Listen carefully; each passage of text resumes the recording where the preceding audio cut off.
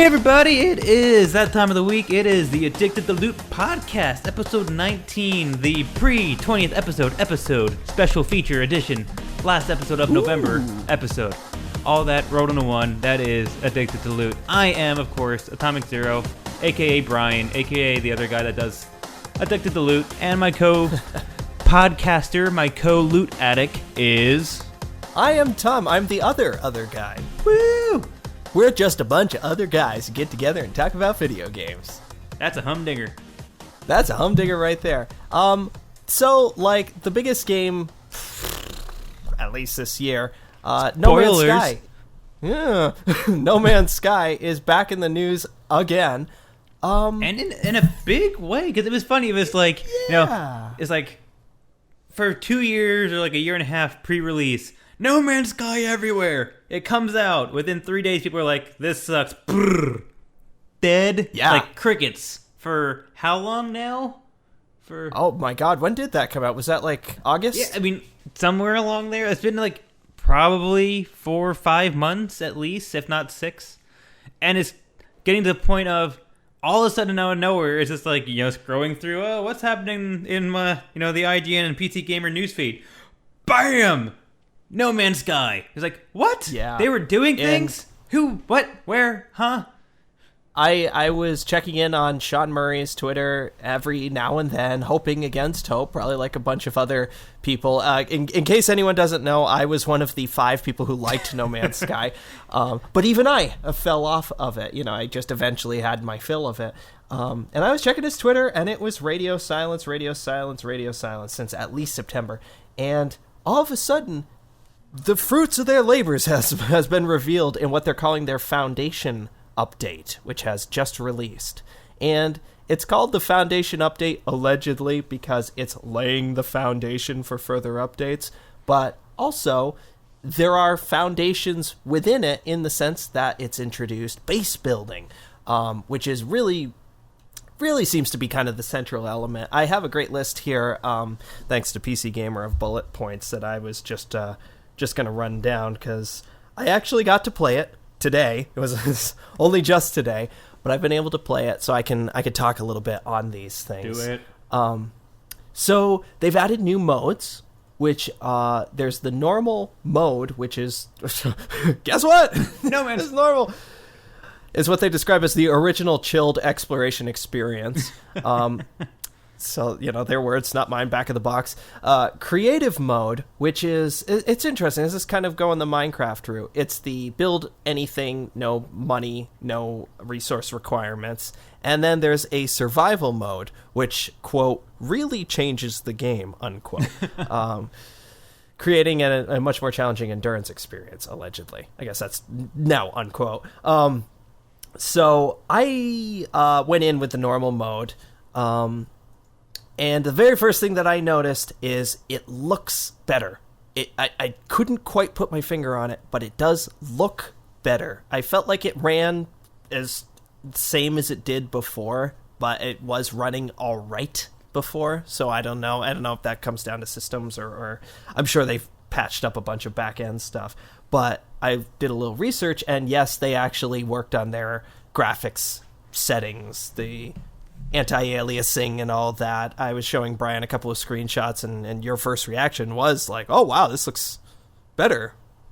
I don't know. I can't quite tell what it is. It looks like they took the No Man's Sky meter and just cranked it up a few more dials. Like like you said, it's hard to put a label on it, but it almost looks like it's like the lines are a little bit cleaner, things are a little bit more vibrant in color.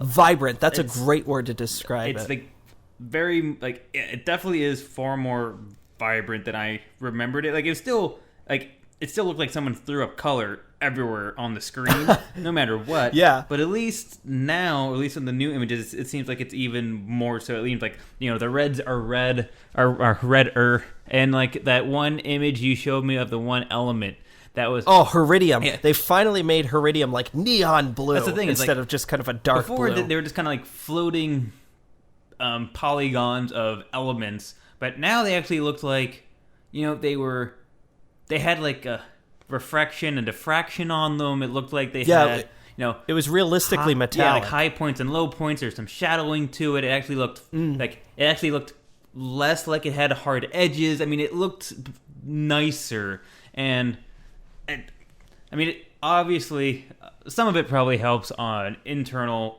improvements, like especially on your rig or anything else. But it is nice to see that, like, on top of everything they rolled out with this update, they still tried to work on backend. They work on the optimization of the game. Yep. Yes, definitely. The user interface was it was a lot of quality of life stuff in general with this patch. The user interface was improved. You can now identify resources when you do a scan. It'll immediately tell you there's plutonium over there, there's iron over there, rather than there's a red resource over there, there's a yellow one over there, and you don't know if it's thamium or plutonium or what it's going to be until you get there. And also just the UI in general seems a little less obtrusive. Okay, going back to this bullet list because it's really handy. A fairly easy to use base building system. Yes, I would agree. It is fairly easy to use. It is base building in first person games is always tricky. It's always a little bit like, okay, I gotta look at the thing. Oh, I'm too close. I gotta move back. Oh, now I'm standing in the room, so I can't build it. If I delete it, I'll fall to my death. But it's among the better that I've seen of that. It's very modular, build a cylindrical room. Now I can make a corridor going that way. Now I'm going to make a T-shaped room. Oh, this one's going to be brown instead of white. And there's a great article on Kotaku that has some cool bases that have already been built. And it was actually really inspirational to see because I was just kind of building very utilitarian. And to look at these, it was like, wow, these are really cool looking structures with a fairly limited set of elements. Now, I guess one of the things that when I'm looking at, I saw some of the images too, and the big question in my mind are they functional or are they just pretty shapes? They are functional. So they actually have you can make a big room and then you can put like stuff in that room and then your character can then use that stuff in that room. So the big key for the base building is that the base can then not just be a storage space, but it can be staffed by aliens who can, basically, it seems through like fetch quests, can get you advanced materials that didn't exist before. And now here's the thing, I experimented with the base building in creative mode. I actually fired up creative mode just so I could try it with no limits. And it did seem like there was a feeling of, okay, here's everything. Otherwise, you'd earn this. You build a minimal base, staff it with one alien, and then he's like, oh, you got to get this stuff until you can build a weapons, lab or something like that. And the aliens, by the way, come from the space station. There are now more creatures, whether it's Gag or Korvax or whatever, within the local space station. And they actually will say, in perfect English, thank goodness, you don't have to have the whole language unlocked. Oh. They'll be like, hi, I'm a pro-agricultural guy. I will work for you if you want me to. Is that purely for the creative mode, or they just get rid of the language barriers? I think that's in everything. For those specific creatures, they get rid of the language barriers. So it's like they mastered English to work with people. Yes. Yeah, I didn't even think of that, but that's true. They perhaps could have learned your language instead of you having to learn their language. Now, let's say... let's contrast our two personalities here. Let's say if I made one massive, uncreative, just massive rectangle of a warehouse, and you made an extremely ornate structure with many rooms, facets, levels, and all that other fun crap, would they both get this? Would they both have the same usage? Is there any benefit to actually make oh, here's my workshop room, and here's my lounging room, and here's my port, and here's my, you know what I mean? Is there any... There does seem to be a degree of utility, if you're building an agricultural zone within your structure, you're probably going to want to make that kind of like a greenhouse. You're going to want to put your planters in there. Otherwise, it's just... Again, using the term quality of life, you're just going to have to walk further to it, So it's not necessarily districting or theming, but you're going to want to. Yeah, because I'm sitting there going, of other types of open world survival games which have base building in them, where, as you research, as you get more technologies, you expand different rooms so that you can put different things in those rooms, and then you want to expand onto those rooms to have storage for the things that you need for those craft Right. tables and things like that. You know what I mean? Right. So it seems like that there might be, I guess, within the foundations of this, they might be laying the foundation for even more functionalities to be added to the base building, maybe down the line. Like, is it just like, here's where we're the cool starting thing is with this, and maybe this gives you a sense of where we're going? It's not very, you mentioned other games. The thing I feel about a lot of other games with similar things is it's very, drop this amount of resources to expand the room to the level 2 version of this room. This isn't set in stone where it's like, this is your weapons room, this is your lab. It's, okay, I've built a room. I have happened to put the weapons researching post in here, but I could also have a galactic trading device on the wall if I wanted to. And this could also be a storage room where I keep all of my iron. It's not binary. It's completely open to... I don't think that you can have multiple labs in one quote-unquote room. It did seem to restrict that, but besides that, you could have anything in the room, and it could be any room. One thing that was really cool that made me really happy is you can make a landing pad, and the landing pad gets used, much like with other bases, by passing traders. So you can have a literal trading station. So people actually will stop at your Yep. makeshift home, and like instead of going to a space station, you can just walk up, and be like, "Oh, hey, there's a new trader at my door that I can trade with." It's exactly like when you discover a trading post, or those little bases that you can find where it just has one landing pad, but they'll land there. And so you build that. Odds are you'd want to build a galactic trading terminal in a similar area, in a nearby area, just for your own convenience. You don't have to, but you could. Now, I guess this is the other big thing that I'm sitting here thinking about this specific update for No Man's Sky. Does base building inherently take away from what No Man's Sky is? I was thinking about this before we recorded, and my whole takeaway from all of this is that I don't think this update is going to change anyone's opinion. I think if you have a strong opinion, if you really didn't like No Man's Sky, and I don't know where you specifically fall on this, but if you really dinged off it, I don't think this is going to be enough to make you say, well, now hang on a second. I think this is just more for people who are liking No Man's Sky. It improves your experience and adds a couple of really cool elements. The biggest one for me, the absolute biggest thing, is the freighters that they added. This was something that was proposed early on as like a future update. So I've been anticipating this. I actually had forgotten about it, and they said, we've added freighters, trading freighters. Oh my God, this is huge for me. This is really, really, really, really cool. So freighters are these massive ships. You've seen them. You see they already exist within the game, but now you can land inside them. They can host like six or nine other ships, mini ships inside them. They're enormous. You can build within them in this incredibly, like, larger than the bases that you can build on the planets. They do have a sort of a limited area where you can build.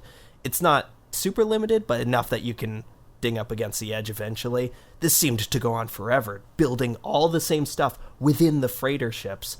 There's a captain of the freighter ship, there's other aliens staffing it, and you can summon it anywhere at any time. Any galaxy. Wait, so any system, rather. Can you pilot the freighter ship, or is it... That's essentially what you're doing, so you can go to another system. But you can't actually man it. You can't, that can't become your main ship.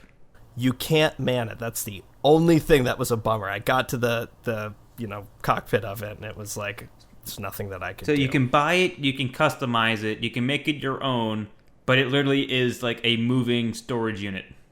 Yep, but that being said, and this was the other thing that was a little bit weird about it, it costs at least 7 million credits to get it.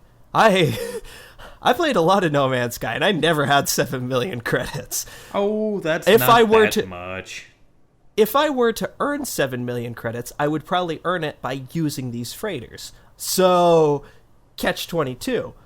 You have to, slave away to earn that much, or use some sort of exploit, to earn that much to get a freighter, And then at that point, it's like, well, now what do I spend the money? Because the idea is that you've got this infinite storage space, so you can just mine and mine and mine, and then find a system where you can, game the most value stock. out of it.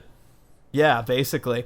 And but what's the? It's like, okay, now I've bought the thing that was probably the most expensive thing that I personally would want. Can you buy a second Now freighter? what? That's the real question. I think you can only have one, Oh. possessed freighter. That would be awesome to have a fleet. That would be crazy. But it would also at the same time, you'd be this little dinky one-person fighter, just followed by whoa. Yeah, I mean that's when we were talking about the game, when we were anticipating it, that was what I wanted to do. I wanted to be the East India Trading Company of No Man's Sky. I wanted to be the here comes Tom. Here come all his ships. All right, what do you want? I've got everything. I've got literally everything. Yeah, I've got resources that haven't even been put into the game yet. There's just not a working economy. Do you want Carl? Do you want my first mate, Carl? I'm selling Carl. You name a price and I have it. It's yours. But it's just there's no the economy in No Man's Sky. Just there isn't one. I mean, if it's gonna be an exploration trading game, it's just to your point. There's nothing to motivate you to be a trader. Like realistically, This is closer. It's working its way there, but it has a real long way to go before it actually makes someone want to be the best trader in the galaxy. Because ultimately, to be that, you need incentive, and if the only incentive you have is to buy a ship that lets you store more, it's catch-22. Yeah, because then you're just going to basically be a, how big can I get my money value generator? You know what I mean? It's like, I liked the idea, and I did a little bit of that. I'm going to land on this planet because there's a ton of this resource that sells for a lot back at the space station. Mm-hmm. But I never got to the point where I had 7 million plus credits that I could just say, I'm going to drop this on a luxury ship. The freighters do look really cool. Like, when you actually are looking at the design of them, it's like, it's not quite like a dreadnought ship, but they're huge. They're really big. And it's really cool. I can't believe the amount of space that you have to build, let alone what already exists. It's that cool feeling of walking around this giant ship and just being like, oh my god, I'm in this, and this is moving through space. Yeah, but it's like at the same time, either I'm going to want to pilot it or have a use for it. And it seems like once you get it, there really isn't a use for it. Unless you want to get the next size up freighter, and then at the same time, it's like, when do the freighters stop? That's the struggle that already existed with ships. They've also done a lot of improvements of, inventory size and stacking. I saw that they have item stacking now, and everyone's like, oh my god, the Messiah has cometh, and he has brought with him the item stacking. And it's a fairly religious huge deal experience. for the people. Like you said, it's a huge deal for the people that are still into No Man's Sky. But for me, I'm like, that's cool, but it doesn't do anything for me. Like, if I was going to launch the game up today and actually want to play it, then yes, it's going to be great. Oh, I can stack more into it. But now that I know what it is, it's going to prolong some of the stuff I don't like, as opposed to get rid of it. You know what I mean? It's funny because I thought that I was going to really like as I said, the idea of being a trader in this game. But once I started playing it and saw what the game actually was, I thought, oh, this is more an explorer's game. Yeah, it definitely is.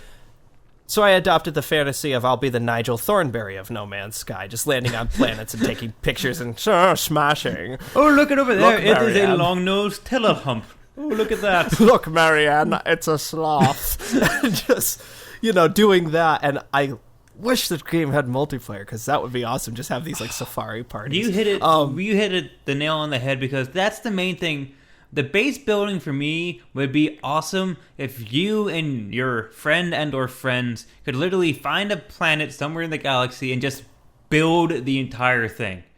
Mm-hmm, you know what I mean? Mm-hmm. That would be fun. It would be fruitless, but it would be fun. Literally just to make your own populated planet where it's only it's basically only populated by you and your friends, but it's still like your planet now, because it's like, there's not 1 inch of grass anymore. It's all Tommy Land or something, you know what I mean? Yeah.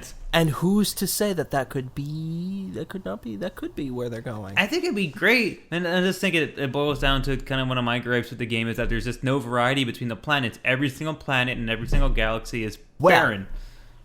Well, they have increased the planet generation and the planet variety to the point where you can literally have a planet that's like, this planet is lush, it is just lousy with stuff, and this planet is empty, don't waste your time. Because they did have, you're right, they had this kind of, all right, this planet's, it looks this way, but it otherwise has the same kind of variety of stuff. Yes, it was like low flora, moderate fauna, but this is like, so they just increased the difference. But it's like in scale. But you'll never be able to find like the Vijek homeworld or anything. There isn't one. Right.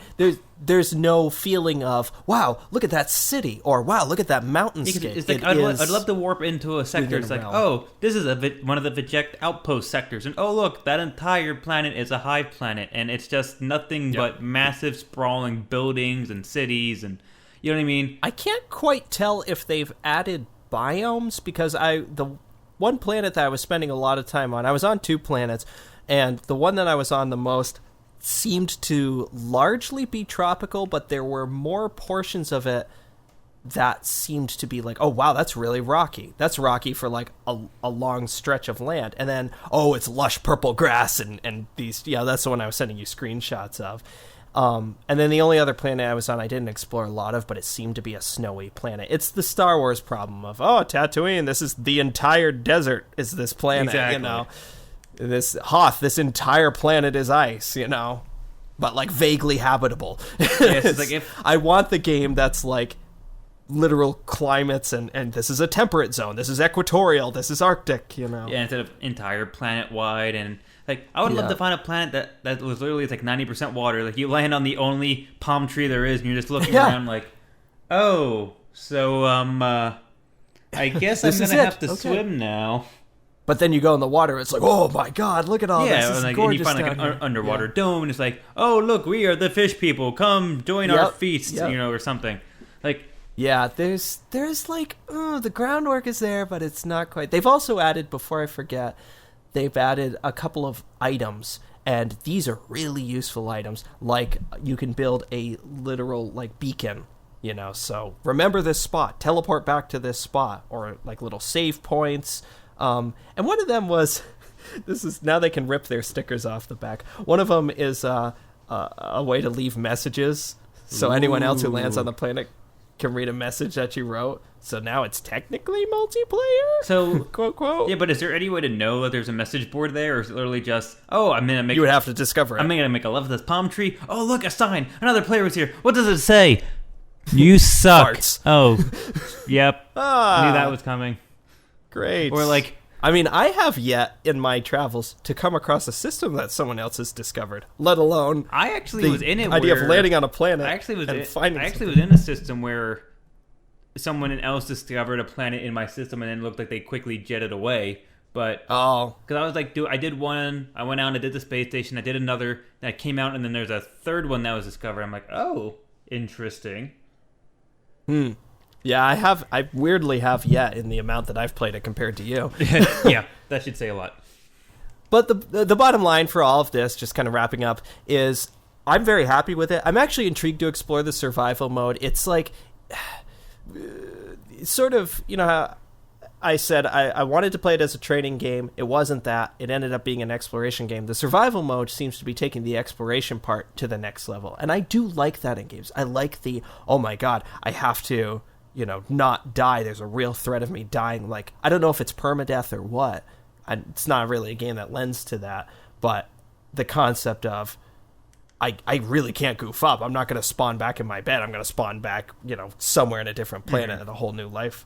That's terrifying. You can lose all this progress that you've made. So yeah, I feel like verdicts out on that, but that could be fun. And like my final thoughts would be, I feel like there's something there with No Man's Sky, and I feel like it could eventually be a game that people would want to go back to. I just don't know what the steps are to reach that point. I'm glad to know they're still working on it. That is great, and I feel like nobody knew if they were. But I'm trying to figure out, is it gonna? The game's gonna come to either one or two milestones. It's either gonna be they keep on working at it for so long that eventually it gets to be a game that they want it to be, and it's good. I mean, good is relative, but I mean, like, a fitting game, complete game. or B, they get to the point where they go, okay, we're done wasting our time with this. We're not getting any more playing time. We're going to move on to the next project. I mean, people had super dropped off. There were just a small handful of people who were playing it. Yeah, you and Steve. Consecutively. Yeah, it was me and Steve. And Steve is one of the developers. But there was this small crew, and this, at least from what I've seen, has revitalized interest in it. I think so, and I think they'll do enough to keep the regulars happy, but I don't know if it's going to be if that's going to be enough to keep them going. I'm surprised at how happy I am with this, because I remember seeing it, and I think I even said to you, like, okay. And then actually going in, and again, the thing for me was the freighters. I was like, whoa, oh, this is awesome. Okay, this is way more up my alley. However, I kind of wish it was somewhere in the middle where it's like either you were given a freighter or something, and I don't know. There's nothing to earn money for me after that. Yeah. You know, that's my goal. That's my stretch goal. Get your own cruising music with your old black helmet is... Yeah. Just mix it with Star Wars: The Old Republic. Oh God. Just saying. I would never see you again. Oh my God, that would be the dream game. Give me No Man's Skies like systems and Star Wars: The Old Republic's world and BioWare-isms, and that'd be it. Well, I guess maybe that could be Star Citizen. That's a topic for another time, since that was a topic for last podcast. No, it was. Yeah, actually, it was. And if you haven't seen our last podcast, you should go look. Right. We haven't plugged it yet. We actually, we did have a week in there where we forgot to, or we didn't forget. There was a lot of stuff that happened, and ultimately we had to take a week off to get our lives outside the podcast in order. And got our shit together. And then ultimately it worked out that this next episode, we actually were in the same spot. We were actually literally physically in, physically in person, physically. We glitched together. We spawned at the same coordinates. It was really weird. And we did record a podcast last week, but it was a video podcast. It was... Oh my God. I know. It's kind of an oxymoron because you think podcast, okay, purely audible episode. Vodcast? How did you get vodcast? Well, very easily. We video recorded us doing the podcast, ripped the audio for the SoundCloud, iTunes, and Stitcher, and then just posted the video on YouTube as our vodcast, if you will. Patent pending. But you should, if you haven't seen it yet, you should go check it out. It is awesome. Yeah, it's fun. You get to see our faces. And you get to see... in the same places. And all the plumage. And all the plumage. That is a teaser for that video, the vodcast. If you go look at it, go check it out. Yeah. It's not going to happen frequently, but it's something that we think we might keep on doing whenever we do find ourselves within the same biome. Which so far has been Thanksgiving. Woo! So see you guys next Thanksgiving. But yeah, go check that out. Let us know. It will be in the comments, but it's always on our YouTube as well as our websites. It's good stuff. And now, the long-awaited, the feature portion of this year's podcast that we have promised you, the start of our potential Game of the Year coverage. And that is All Games 2016. And actually, we have a list of, I think, 46? I think we actually have a list of 46 games to cover that we ripped off in terms of, labeling them as hit and or critical games for this year. Games that got a lot of press, games that were huge releases. Exactly, like either they had... The criteria we were looking at here was big game or extremely well-received game with a relatively high rating / feedback from the community. They were the hot topics. What was that? They were the hot topics. Exactly. So we made a list of 46 games, and what we're going to do is, starting this week and going all the way to the end of the year, we're going to be covering about 10 of these games a week, and we're just going to basically spend the first 4 or 5 weeks actually highlighting them, going through them, reviewing them, giving our 2 cents on them. And then at the very end of it, after all this, we are going to pick... each one of us will pick 2 games. We're going to each have our own personal game of the year, which means it does not have to be from this year. It doesn't have to be any given genre. It could literally just be... the game that we just game that we love the most this year. And then the second one is our actual pick, each one of us individually, our actual pick for Game of the Year, for like as if we were going to be at the Joystick Awards, and Tommy's going to present the Game of the Year 2016. Wearing my all-white suit. Exactly. So my purple velvet bow tie.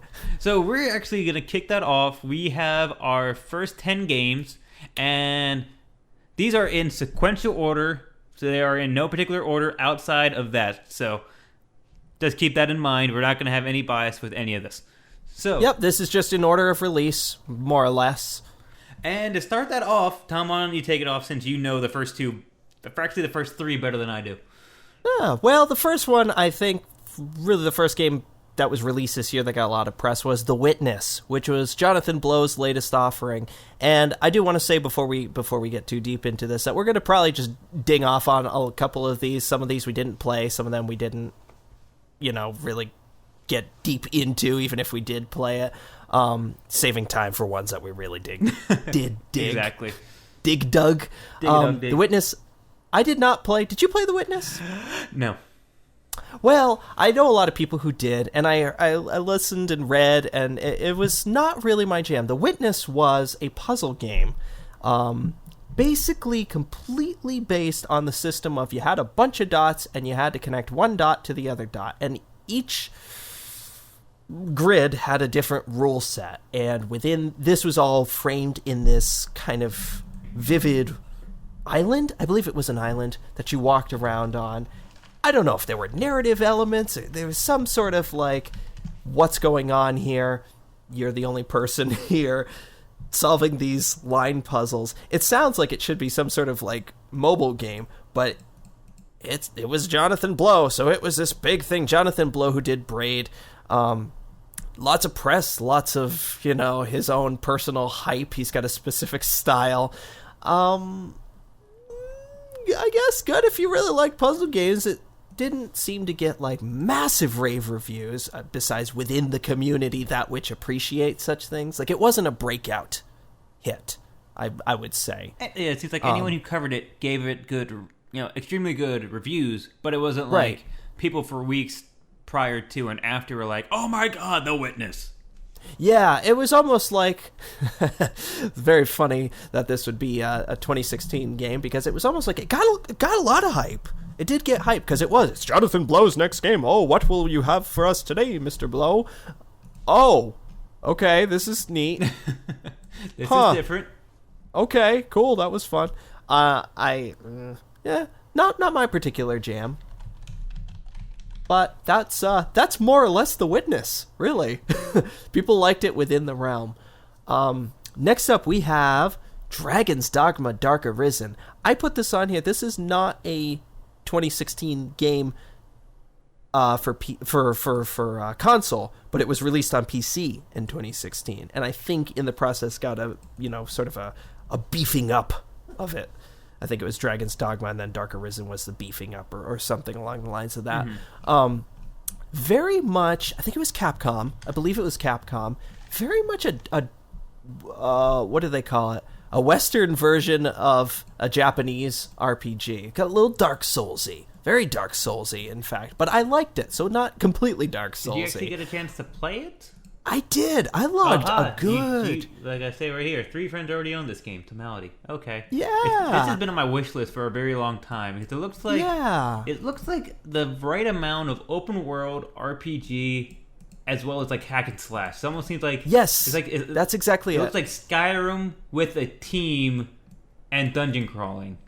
Yep, you had a team. There was this element of... the name is escaping me now, but you had this sort of slave kind of that would follow you around that you designed, and it was an alternate character. You had the character creation tools to create this basically servant, and there was an in-lore explanation of this servant. I believe pawn, that was the term, a pawn, and they would follow you around, and you could customize them to be sort of your number one companion in addition to other hirelings. And your pawn, this I thought was kind of cool, your pawn actually went into this pool that other players could hire your pawn to assist them. Your pawn would gain the experience from that and come back to you with that experience they got. So you would want to make them kind of appealing visually, cosmetically, but also like skill wise, so that somebody else would see them in the pool and be like, yeah, I want you to be, my companion during this. And so then you reaped the benefits of that. So that was kind of a cool little thing, a little weird thing in the game's favor. But otherwise, yeah, it was the open world RPG, had, I guess, a story. I didn't get too deep into it. You did it more for the exploring kind of thing, or? Well, I was playing it as an RPG. Okay. And so you just kind of stayed away from the main quest line, but you did other stuff.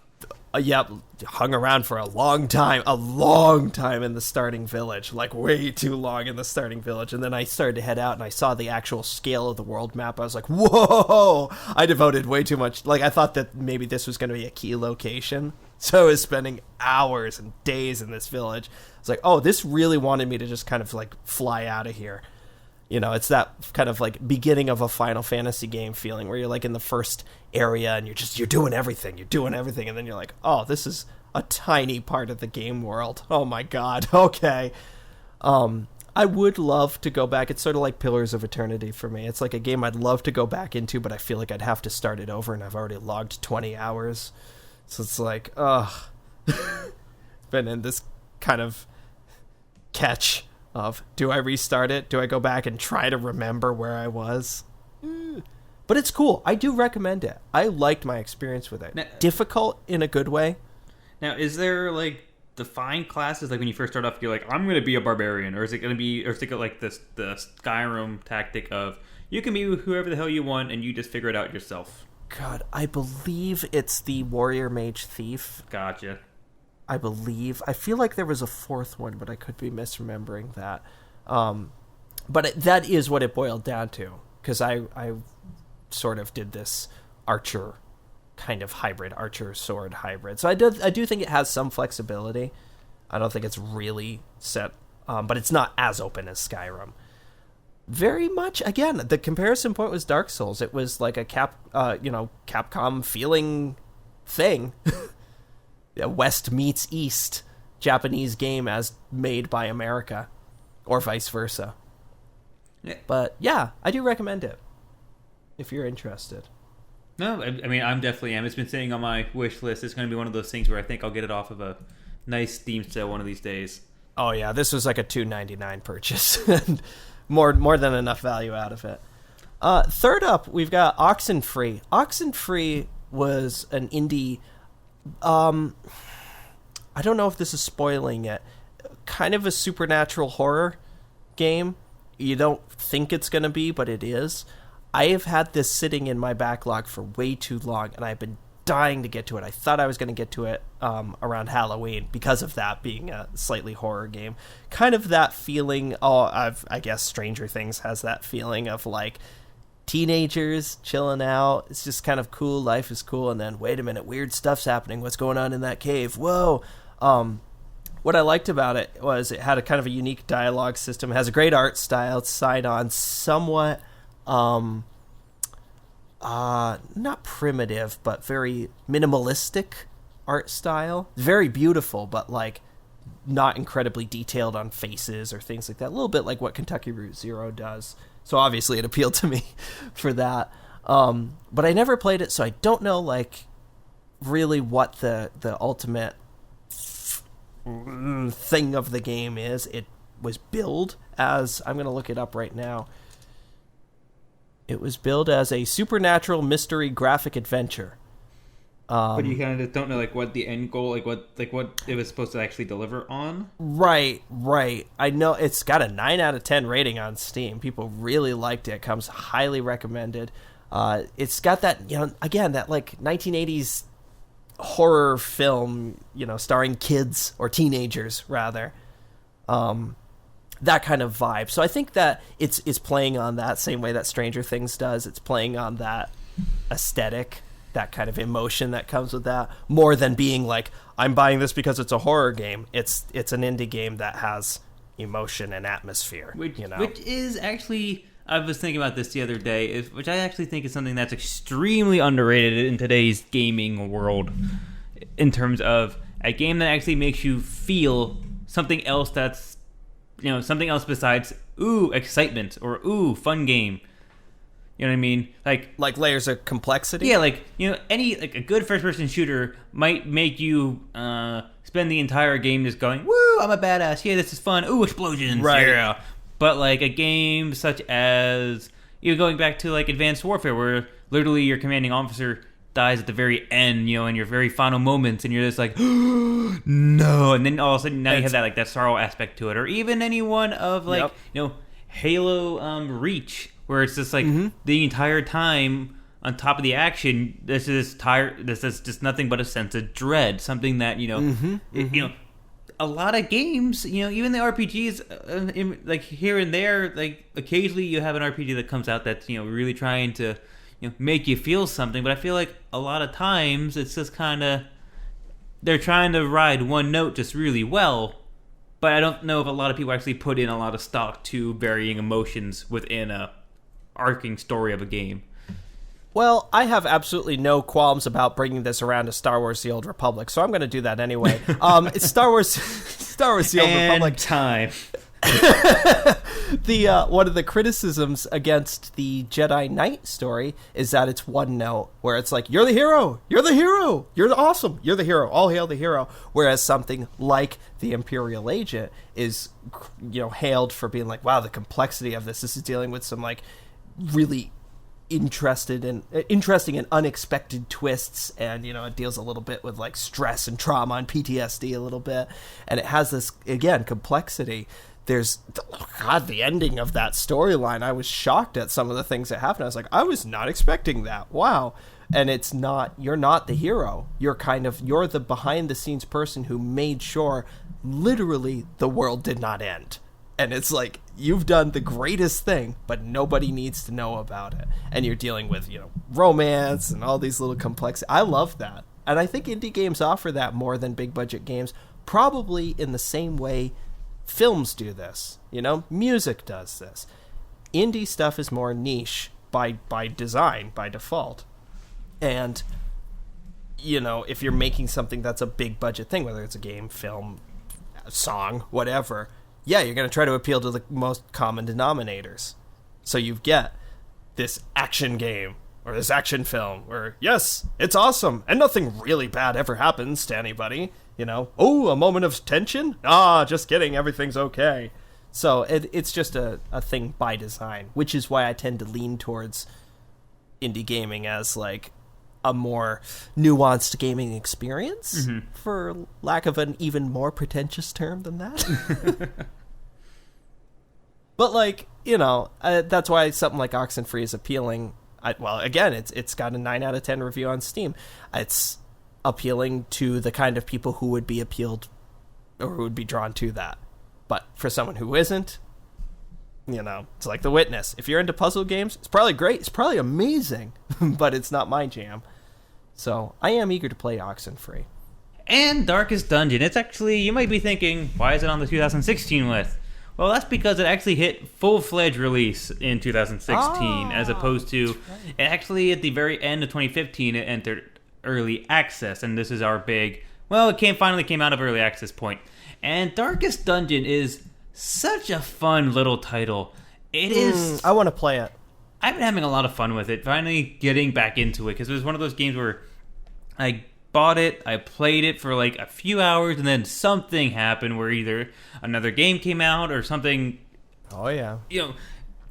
Basically my attention got pulled away from it.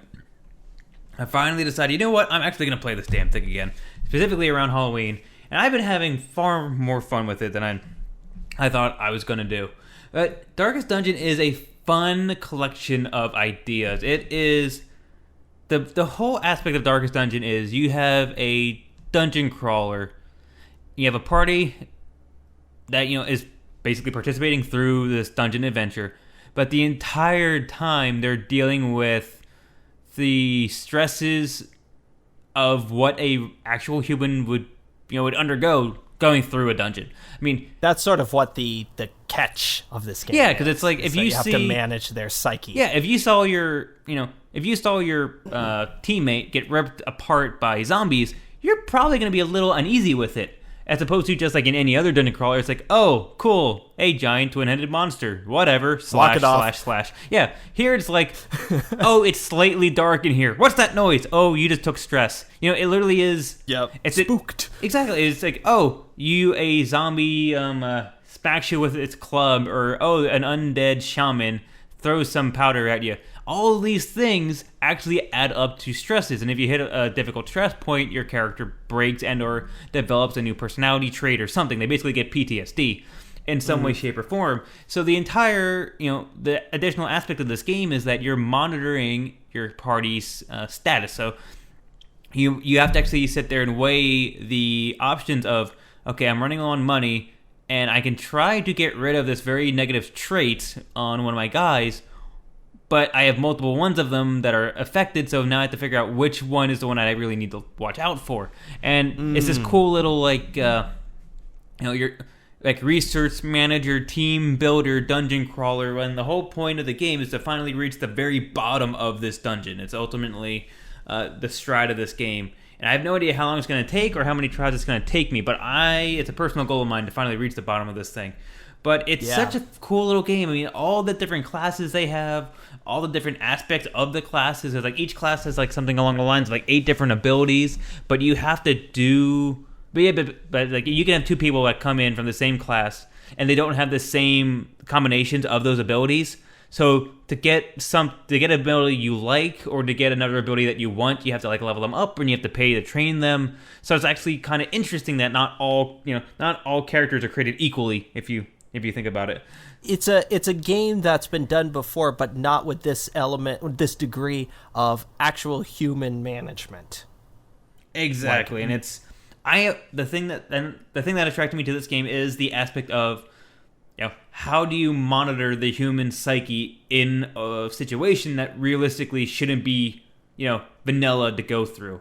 And it's just a fun little title, and I would say for anyone who likes dungeon crawlers, resource management, team building, or even just like really dark, gothic, horror adventure games, check it out. It is such a fun title. It is definitely one of the games I've been having the most fun with this year. Fans of roguelikes? Yeah, I would say it's not quote-unquote a roguelike, but I think in some way it would be. It does have that feel to it. It's just maybe not as quick of a scale, because usually a roguelike is like play, die. Okay, play, die. This is more like play for a few weeks. Oh, I finally can't afford to go on. Restart. It's gotcha. But I would say it has that roguelike feel to it. Cool. And then moving on to, once again, another strategy game, which is a revamp of a old cult classic, one of the original launch titles of the 4X genre, which is, I'm going to forget it, Explore, Exterminate, Extort, and something else. Explore, Extort, Exterminate. Explore, expand, exploit, exterminate. So the 4X genre. I'm gonna pretend I came up with that just off the top of my head, and I was playing you along. Ha ha ha! I didn't just look that up. You didn't hear the sound of my keyboard.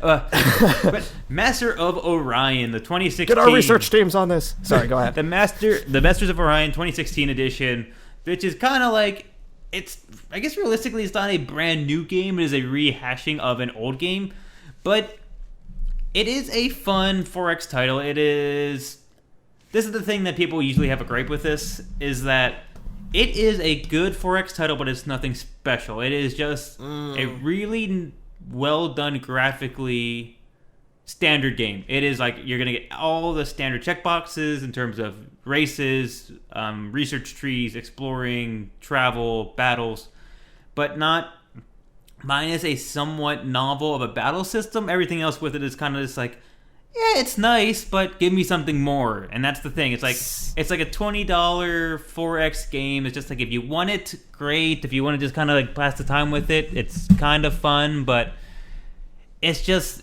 there's very little to pull you back into it. All the races kind of feel the same because the research trees for every race are the same.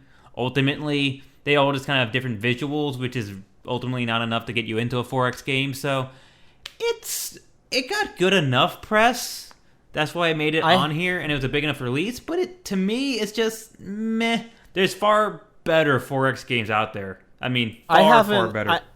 I haven't been able to really vocalize this. Like, I didn't really realize this until right now while we're talking about it. But I love the concept of a Space 4X game, but there's actually too many that are too similar. For like, I could look at Master of Orion and say, that looks cool, I'll get that. Then I look at Stellaris and say, whoa, that looks really cool. I want to get that. And then I look at Endless Space and it's like, whoa, that's great too. And then I look at Galsif, it's like, oh my god. They're all just similar. I guess Stellaris is a little bit different, but they're all just similar enough that it's like, well, I don't know which one of these really offers what I would enjoy over the others. And so it gets to the point where I just don't get any of them. Yeah, it's just, I would probably recommend different 4X titles for people. I got this just to kind of fulfill a niche 4X need that I needed at the moment. Mm-hmm. But ultimately, yeah, there's better games out there. Gotcha. Moving on right along, and that is Rise of the Tomb Raider. You have the most experience with this just because you played the first one, but neither one of us has got to play this one. Back in 2013, I was like Earth's biggest, most vocal champion for Lara Croft and the 2013, Tomb Raider reboot. I was just, God, she was my wallpaper. She was on my Facebook banners. I think she was everywhere. I just had her plastered everywhere. She's like the iconic image of 2013 for me was just that remake. And it wasn't really like that great of a game, but it just, the package was there for something that was really enjoyable. Allegedly, Rise of the Tomb Raider is the culmination of that. I still haven't played it. Which I thought was intriguing because I'm like, oh yeah, Tom definitely played this one. I don't know why. It's like... Was it just, there wasn't enough pull, there was better games, there was other titles, it was just... I think it was because it was an initial console release and I was like, okay, I'll wait till it comes out on PC. And by that time, the interest had just waned. Is this something that you think you would ever get back into if you saw it on sale? Absolutely. Absolutely. It's something that I'm going to end up playing like in the middle of next year. Mark my words. You guys can keep track and quote me on that. But it's going to be something that I'm going to pick up and just be like, oh, this is so good. I love this. These Tomb Raider games are very... Well, at least the 2013 one is fairly linear. It gives you kind of zones. You go out and you do your stuff. There's not a whole lot of tomb raiding. It doesn't give you that feeling. It's doing the Uncharted thing, right? Of like, you're Lara Croft. Here's your adventure. That was your adventure that you just did. Wow, great. Do you want to do it again? It's extremely cinematic, right? Yeah, it's gorgeous. It's thrilling. It's great. It's so cool. What a great action movie it is. But a game, it is not. The 2013 one. It's like a movie that I would rewatch when I was in the right mood. I think I've replayed it once. But it's like a movie that you just get to control the actor. Right. It is. It's your press forward to do this. Mash X to not do that. Rise of the Tomb Raider seems like it went in the direction of being more of a game. So I would be interested in seeing what that's like. It was reviewed very well. People really liked it. I probably, having not played it, I recommend it. That's basically it. Well, and that's all I can really say on it. And drastically contrast that with American Truck Simulator. Now here's something I have played a ton of. I think is just hilarious that American Truck Simulator. These games sound like they should be gag games. Like, I don't know how to explain it. This is like... I have no reference point for this. Euro Truck Simulator was the one that got me into it. I don't even remember what it was that initially drew me to Euro Truck Simulator, but I believe it was someone equally as passionate / psychopathic as me saying, you have to play this. You have to play a game called Euro Truck Simulator. And me being like, what? Why would that be in any way appealing? It is so great. Euro Truck Simulator and American Truck Simulator are games where you literally drive a delivery truck from location to location. Euro Truck Simulator, you have Europe. American Truck Simulator right now covers California and like Nevada, and I don't think it's expanded beyond that, but what it just did, like it's in beta as of this past week, is it expanded that to be the same area, but bigger distances between them, which is good because that was a complaint that I agreed with. it was a little bit too quick that you got from one city to another. It took me like 40 minutes to drive one time. How's that too quick? Yeah, that's like by 2 neighboring towns, right? That's way too fast. Euro Truck Simulator, you have to like the appeal of Euro Truck Simulator to me is you're loading up, you get your product, you flip over to an actual radio station. This is what was so cool. You flip over to an actual radio station that would be local to where you were and put that radio on and drive literally real life 2.5 hours to arrive, somewhere in like the Eastern Bloc, just like in the dead middle of the night and pouring rain to the only vehicle on the road and try and deliver your thing. There's no there's nothing else to it. It was just drive, obey the rules of the road, don't speed, don't crash, stop at a stoplight. That was it. So great. It was so great. I love virtual tourism. In case anyone didn't pick that up get that about me already. Yeah, I love games that transport me either to a place or to a time or a thing, a role that I would never be. That's why and it's not as simple as saying, oh, this is in first person instead of third person, though that is an element of it. I want to be like GTA 5. I bang on about this. Sleeping Dogs. These are great examples of a place I may never get to go to in real life, but wow, do I feel like I'm in an idealized version of LA, of Hong Kong, You can't get much more real than sitting at a stop sign in a Mack truck, waiting for like 10 minutes to finally have a car stop to let you turn. I mean, right. Well, friggin', you got like Johnny Cash on the radio. It's so great if you're in the like sun-baked towns of southwestern California, it's just like it's so great. It's such a great experience, and I can't recommend it enough. I'm looking right now at my desk. I have a controller sitting there because that's on my to play list like tonight. I'm just like, I'm gonna play American Truck Simulator, so I've been really in the mood for it anyway. The burning question on everyone's mind: can you back it in? I'm okay. I'm pretty good. I jackknife a lot. That's my problem. So the cool thing that American Truck Simulator did, in Euro Truck Simulator, you either deliver your product or you can press a button that's just like, nope, arrive, and they'll take care of it for you. And delivering it means backing into a loading dock. And that is probably, people say Dark Souls is hard. People say, just there's certain achievements that are really hard to get in games. This is the hardest thing I've ever done in a video game. Because it makes sense. You look at it, you're like, okay, I'm here. My trailer is there. If I back up and pull slightly to the left, it should go in. And everything starts moving to the right, and then you've jackknifed. You're like, no. If you pull forward too far, you're going to get hit by oncoming traffic. And you're like, okay, no.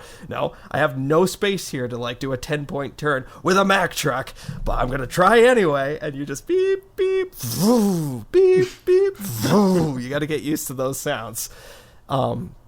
But you do get a bonus. It's not even like a huge bonus, but you get a bonus for physically doing it. Because I remember the few times I did it in Euro Truck, I just went, yep, close enough. Bonk. Yep. What American Truck does is gives you 3 options, which is, nope, you've just arrived. Cool, you're all set. There's also a easy, just pull in right here and you're all set. And then there's the regular difficulty. Yep, back right into the loading bay, right up to the door. Yep, right between these 2 trucks. Oh yeah, you've got a blind spot right here. And there's no space to turn. Real truckers? That's what this game did, is it gave me massive respect for real life truckers. I was just like, oh my God. Now here's the thing. Once a week, I have an actual job of a delivery job. So I don't know if the appeal, by rights, I actually should be sick of that and not want to play a game that simulates that. But there's something in that that's like, oh yeah, I know what this feels like. Yes, I'm not long distance trucking from, Germany to Spain, but it's cool. It's a really cool thing. There are demos. I encourage anyone who even is vaguely interested to try it. There's degrees of complexity. If you have steering wheels and a clutch, gear shift and all that, like peripherals, I gotta imagine that's awesome. I kind of want them, but you can just play with a controller. It can be completely automatic. There's a degree of like pseudo manual transmission. I definitely would suggest a controller over a mouse and keyboard. It does not make sense on a mouse and keyboard because you do need the nuances of like when you're turning, you want to turn just a certain way. You don't want to be like, no, I'm just turning right. No, I'm just turning left. You have to kind of arc into stuff. The physics, the weight of the trucks is there. So it's great. I love it. I love it so much. And you somehow convinced me to try out the Euro Truck Simulator demo, and I did 1 or 2 trips. And I just remember the one time pulling onto a highway, just going, kind of flooring it up to the speed limit, and just going, yeah, whatever. And then using my mouse to turn over to the rearview mirror, which is something you actually have to do, which is one of the things that like sucked me into these games, was the fact that I actually had to look at my mirrors and things like that. And I go, yeah, you have to turn to look at the mirror. Yeah, and like you have to control your head. So I control my head, and I'm looking at my cabin, but I look over to my rear view, and I just see my trailer on like 2 wheels. I'm like, shit, crap.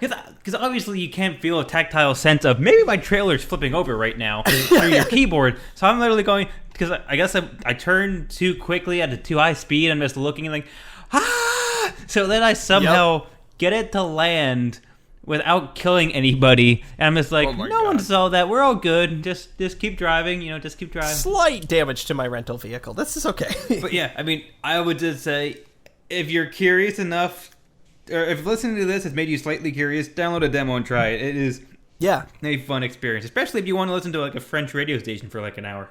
Oh, that's what's so cool about it, though. I've actually picked up a lot of really great music from it. from Truck Simulator, which had nothing to do with the game. Oh boy, I'm just looking at what the next game is, as if I haven't banged on enough. I'm not even gonna bother. Why don't you just take this one? So, one of the big hyped releases this year was XCOM 2.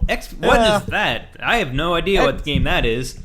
XCOM 2 is a sequel to XCOM Enemy Unknown, which by its own thing was a kind of rehash of the XCOM series, which existed previously. So this is more in line with that game than previous games. Enemy Unknown was really, really, really favorably received, and I actually have it, and I did play it, and I had a couple of small, like, niggly things with it that really kind of kept me from super getting into it, but I loved... This seems to be a common theme this year. I loved kind of what it was laying the groundwork, the foundation for, and I thought, boy, if they make a sequel and release it in 2016, I bet I'd probably really like that. Holy shit. XCOM 2 is probably one of my favorite video games of all time. Maybe ever. Well, maybe forever. I would say I never would have expected it. A big factor of that was the ability that it was moddable. Yes. So, in case anyone doesn't know, I should probably lay the very base groundwork here. XCOM is a strategy game, a tactical game, where you have a squad, very small squad of individuals. This is kind of like Darkest Dungeon. You have a squad of specific named individuals. If you go so far, you can customize them, which I love. I love the idea of, okay, I'm going to make me and my friends, which starts off being great because it's like, hey, it's my buddies. It kind of looks like them, or it looks like cool 80s action movie versions of my buddies.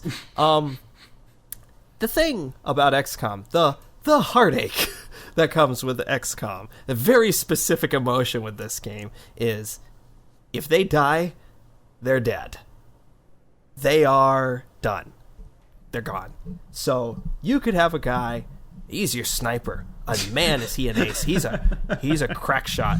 He's just your guy, and he could just, you could just be leveling him up, and you could get him, like, really just going, and he's awesome, and you named him Cool Shoes, and he's wearing all purple, and he's got an afro, and he's cool, and he's always smoking a cigar, and it's Cool Shoes, and I love Cool Shoes, and you go to a mission, and you're like, yeah, I'm gonna bring Cool Shoes. He's just awesome. He's like max level. He's so good.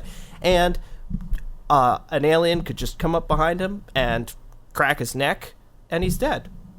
And Cool Shoes is gone. Forever.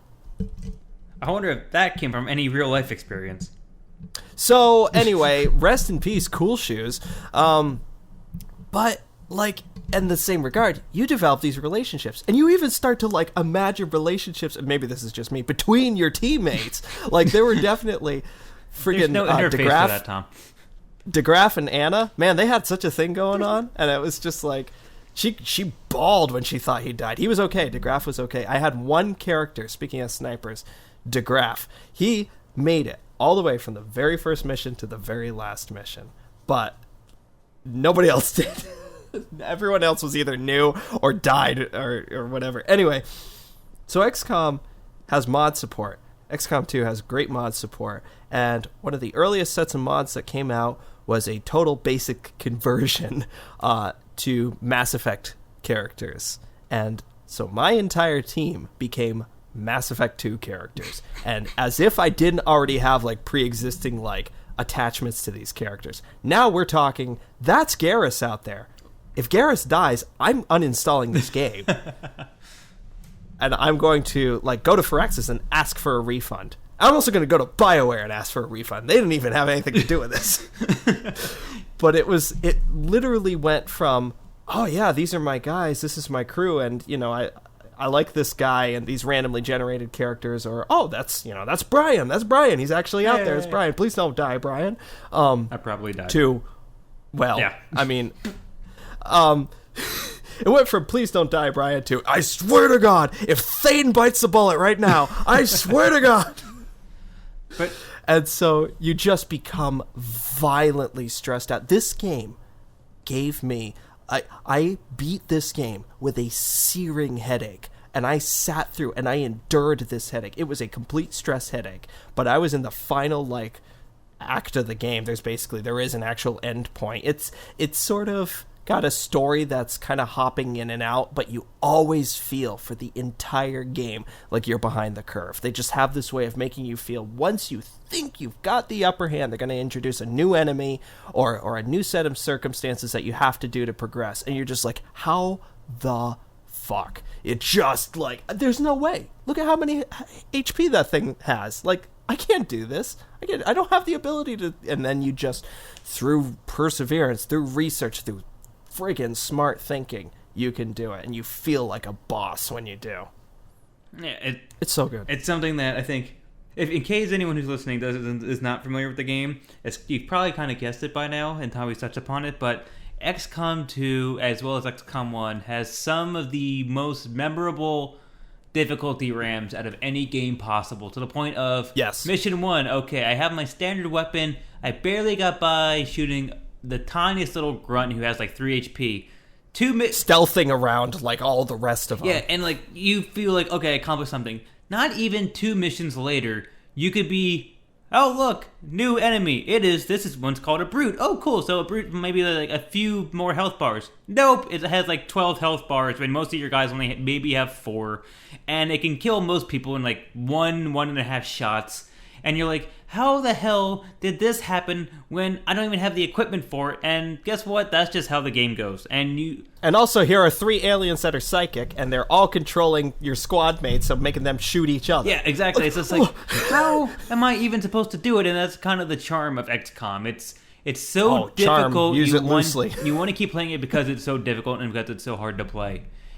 Oh my god, I want to play it right now. I love that game. It's also, it looks cool. It feels really good. Like, that's an important thing about XCOM that I don't think it gets enough credit for. It feels really good to control. And one big thing with it now is that there's potentially a co-op mode. Yes, we're gonna do this. We're gonna do it. We need to do a featured like YouTube series on just co-op XCOM. Oh my god. Yes, we're going to absolutely do that because that's so cool. That's the thing about XCOM is it is a micromanaging game. It's a game about like you're given basically your whole team. It's turn-based. Yep. That's what's interesting about it. We should specify it. Very specific thing about XCOM is it's turn-based. So you are given all the time in the world to think about who do I want to kill in my squad right now? Yeah. Who's going to be my sacrificial Someone lamb has to this die. Turn? Who's it going to be? And it's just, it's so good. The whole thing is moment by moment. Each decision is constantly, like, agonizing. You're just looking at it. It's like, okay, if I walk, I could aggro that guy and get killed. But it would draw them away from these guys, and you're always, it's like chess. XCOM is like the logical evolution of chess. You're always about 3 moves ahead, and you still can't predict a single thing. Yeah, that's the problem with XCOM, is that every time I think I did something great, it extremely humbles me. Where it'd be like the point of, ooh, there's no way in hell that this person I just moved up into this amazing shooting or sniper nest could ever turn around, like, could ever go negative. And then all of a sudden it's like, ooh, reinforcements arrived. Oh, where's all the reinforcement? Oh, they're all on the roof, right next to shit. And it's like, I have had, everyone's dead. Like, how? Just how? Set pieces are everything. I have had some crazy things, because you can have a character get shot, not killed, and be bleeding out, and so those pricks. There's most times I'm like, I can lose 2 people for the battle, but maybe ultimately walk away with everybody, or I can just let him die and just make it out of here. Yeah, and so that's exactly the thing, is you can call down an extraction, but that means you have to sacrifice one of your teammates, your team members rather, to grab the unconscious body, call the extraction, and both of them grapple up to your dropship. Yes, they're both safe. Yes, they're both going to live. But now you're down to 3 or 4 instead of your full contingent. And it's like, well, I still have an objective. And sometimes you have timed objectives. Oh, those things you have to do this within There should be a Geneva 7 Convention turns. on time objectives. Oh. You have one more turn to do this, and you sit there like, oh crap, I can't do this in one turn. But you'll sit there for 30 minutes to finally confirm that you have no opportunities. Yeah, and there are a lot of options that you get. That synergy is what's so great, because sometimes it works beautifully. It works so well. There's some moments, actually more often than not, you just don't recognize them because you remember the bad ones. Oh, yeah. But it's like, there are moments where you're just like, oh my god, if I buff this guy with this, and then he shoots, and then this is going to happen, and then they're going to blah, blah, blah, blah, and it's just, it's a ballet of death. It's beautiful. The only time I really remember those things happening is when I can perfectly engineer a ambush. Yep, Overwatch, using Overwatch ability. You set up, you have like 5 people, you get 4 of them set up on Overwatches in the right moment when the enemy's unsuspecting, and then you have 1 person actually engage, and then everyone's Overwatch triggers at once, and if all the stars align and they all get hits, like, you can take out the entire enemy contingent that you're seeing, and ultimately that might only be like a third of the enemies on the map, but still, when something like that happens... And then you've aggroed like 2 turrets that you didn't even know. Yeah, but when something like that happens, you're like, I actually can play this game, and then somebody dies, and you're like, why? Yeah. And the ultimate thing, I can't believe we haven't mentioned this yet, the ultimate XCOM quote-unquote thing, like if there was a definition for XCOM, it's when you shoot something, because it's turn-based, what you have is a percentage for your ability to probably hit the thing.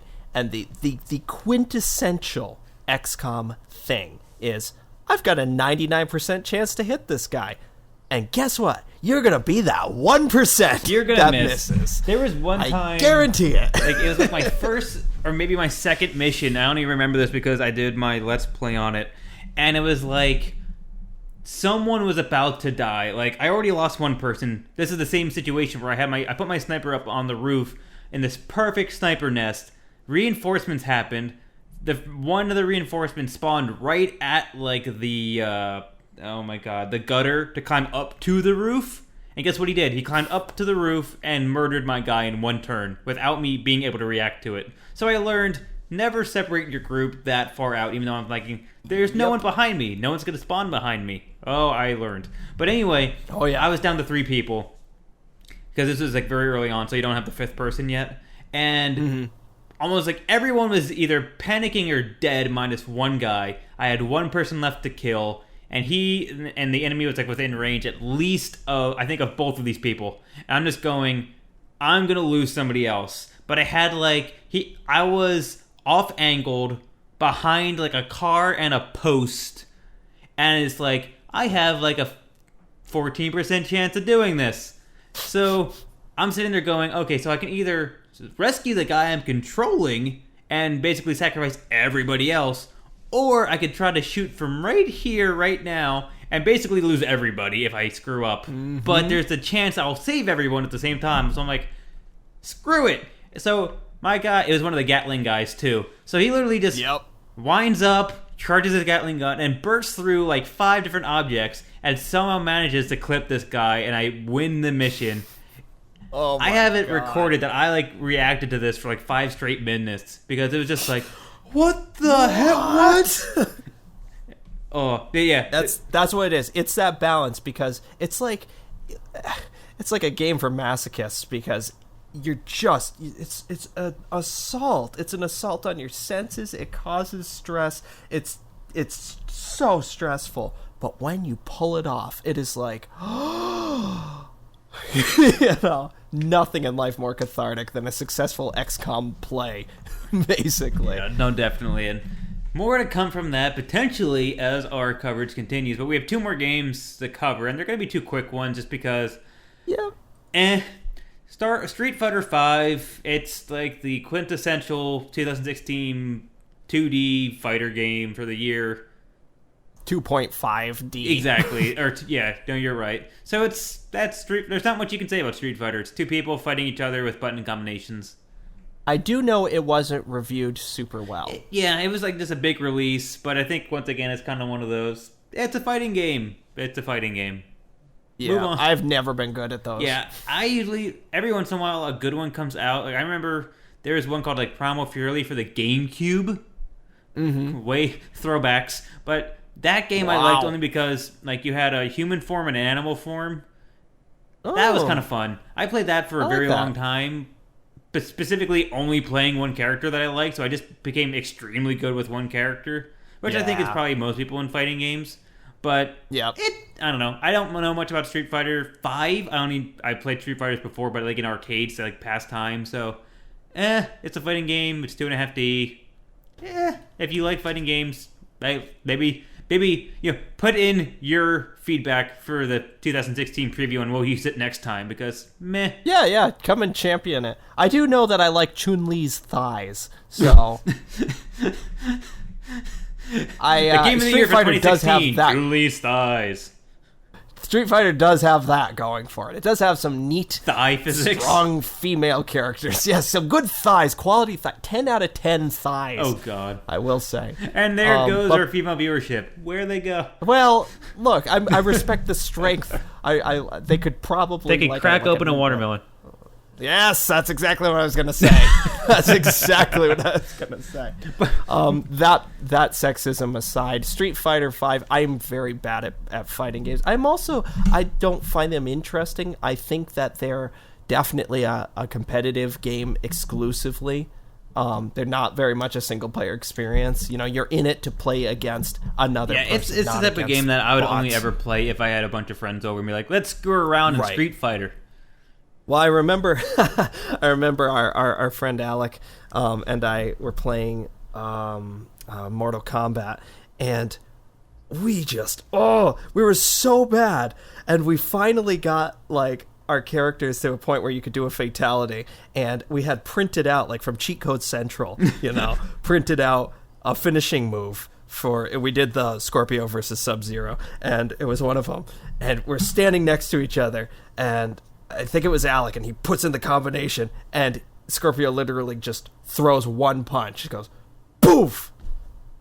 KO. It's like, I guess we're not even good at the finishing moves. So it's a lot of button memorization. And timing, and like, timing. And the game itself is like reading your opponent. Like, what frame of the animation are they in for that move that I can One counter? of the greatest things about like Street Fighters or any type of fighting games is the fact that someone who's actually trying to do the blocking, the dodging, and the button mashing can almost always lose to someone that's just smashing X. Yep, exactly. It's like, you're so unpredictable. Yeah, great.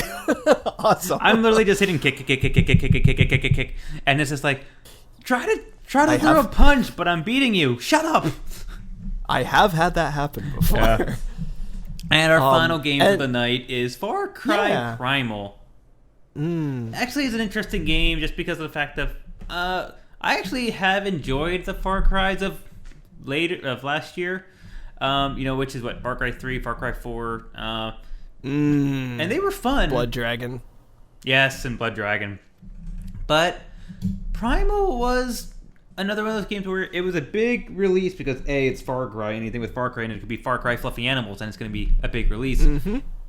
And it's just like it got kind of meh reviews for a Far Cry game. It got like above average, but it was still kind of you could probably leave it kind of reviews. It's the interesting take with Primal is that it's a Far Cry game, but prehistoric. Like you have like spears and bows and like mastodons. And you can ride like a woolly mammoth or something. Yeah. But it's literally just okay. If you took any Far Cry game and just put in a paint over everything and just changed out all the weapons for like stones. Yeah, just be. Well, you know what I mean? It's just, the thing that cracked me up the most is that the map is literally Far Cry 4's map. Yeah, like that's the thing that annoyed me the most about this game. It's probably the reason why I didn't play it at all. Was just that I was really hoping that they were gonna like, start from scratch and really just like go out there because they have a completely new. There's so much you can do with Primal, and yet they didn't do much of anything with it.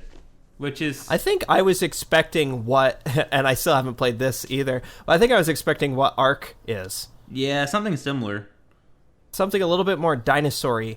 That was one of the big... when Far Cry 3 came out, that was what blew it out of the water. Because it just was this really like, whoa, this is cool. What is this? And I remember people saying, I'd love to have like this, but Jurassic Park.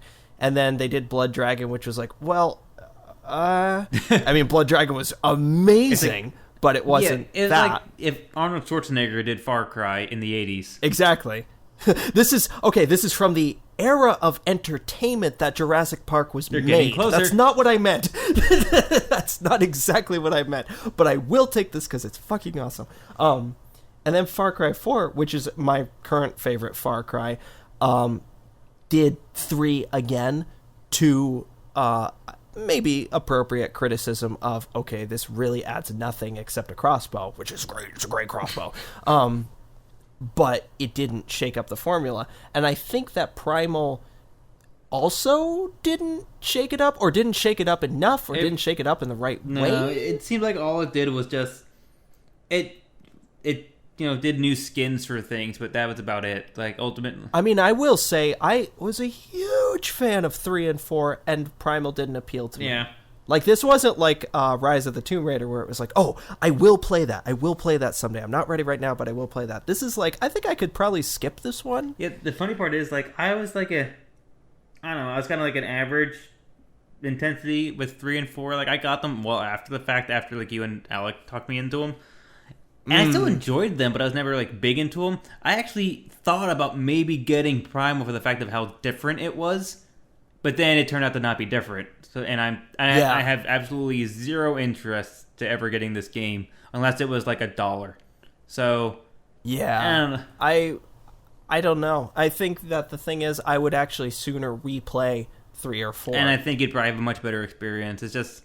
Right. The minute... elements of novelty in Far Cry Primal are not worth the full price.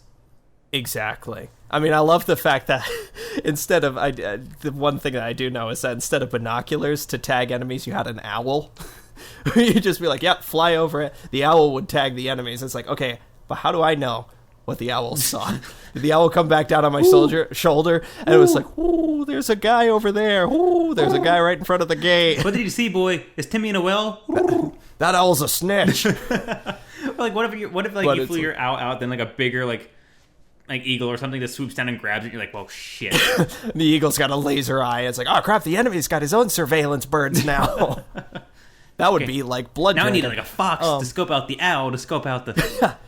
And I guess there were like tameable animals actually. Yeah, I know you could ride a few more as opposed to like just an elephant. There are other aspects to it, and there was actually kind of supposed to be more of like a melee aspect to it, because obviously you only have like spears and axes. I do like that idea. But yeah, I like the idea of the spears. But most of the time, the footage and videos I saw were really just people still pretty much stayed distant. So it's kind of like, if that many people aren't getting the melee, aren't going into melee, then what's the point? Yeah.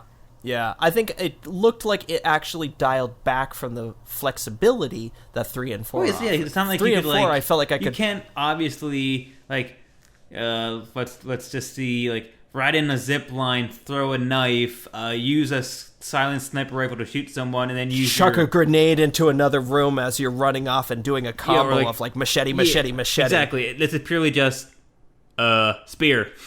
Spear again. Yeah. Keep spearing them. Okay, he's dead. Yeah. Move on to the next guy. Maybe a bow. Maybe I throw the spear this time. No, exactly. What you were just describing is exactly what I love about 3 and 4, which is that crazy... I have these great fond memories of you, me, and Alec looking at an outpost being like, how are we going to do this one? This is... You're both, like, thinking, A, how can I efficiently do this? And B, what's going to look awesome? I remember one time, I think we literally spent every dollar somebody's character had on C4... Put it onto a Jeep. That was Alec's character. Put it onto a Jeep. He didn't know it. Literally, the entire thing was black or brown with C4 charges, where it literally was just nothing but a flashing light. We drove it. We jumped out. We watched it go through a fence, and people were just like, huh? And then someone hit the detonate button, and when it finally figured out how to render what just happened... It was like... Gah! It finally just unfroze to nothing but, like, a field on fire. Oh, it was crazy. And we're just like, yeah, no, bing! Far Cry is a Outpost Far Cry conquered. is a game of Far Cry at its best is a game of systems, and that's why it works so well, because it's like, okay, we're going to introduce all these elements. It's up to you to figure out how you want to use them, like in this scenario. You could do each outpost any way you wanted to. It never felt like a prescribed way to do an outpost. Yeah, the best part about the outpost system was I'm always the type of person where I would love to stealth complete every single outpost where no one saw me, no alarms got raised, and I just did it perfectly. But there'd be times where I'd spend like 40 minutes on an outpost, and I get to the next one, I'm just like, I don't even care anymore. I'll just like hop on an elephant with a assault rifle and just kick the front door in and just okay, I got everybody. But you could. Yeah, that was the best part was about what it. was so great. Yep. No, I'm maybe I'll play Primal someday, but it is not this day. And that is going to end our coverage for this preview of Games of 2016. Turning in next week, just for some highlights, we'll have The Division, we'll have Dark Souls 3, and we even have one of the Hitman episodes sprinkled in there. So please tune in next week for when we do our next segment of Games of 2016 in preparation to our Game of the Year awards for Addicted to Loot. Be there or be Square Enix. I just came up with that. How was that? Was that good? Slow clap. And with the completion of that, we'll actually get back into your regularly scheduled programming of our typical playlist for this week. And I actually had a really great experience because I actually got to play the beta for Space Hulk Deathwing, which you might have heard me talk about either during the vlog or the vodcast. Vodcast. I was like, why doesn't vlog sound right? Yeah, no, the vodcast. Because vlog, is a standard word. But the vodcast, or the previous episode during one of my news preview episodes. But Space Hulk Deathwing is a team-based survival. What's the best way of putting this? An objective-based team or an objective squad-based game set in the 40K universe. Probably the best way of saying it. So if you think about it, kind of similar to like a Left 4 Dead or like SOCOM or anything else like that. You have 4 people. SOCOM, that's a name I haven't heard in a while. I know. It's 4 people, all player controlled. There's 5 unique classes that you can pick from. You can you can grab one, and basically there's standard commands, so on and so forth. And ultimately, as you go into a given scenario, you have objectives you have to fulfill, and obviously after you complete one, typically another one pops up, and you keep on going until you finally complete everything, and you get to basically jump back out. And metaphor for life. Exactly.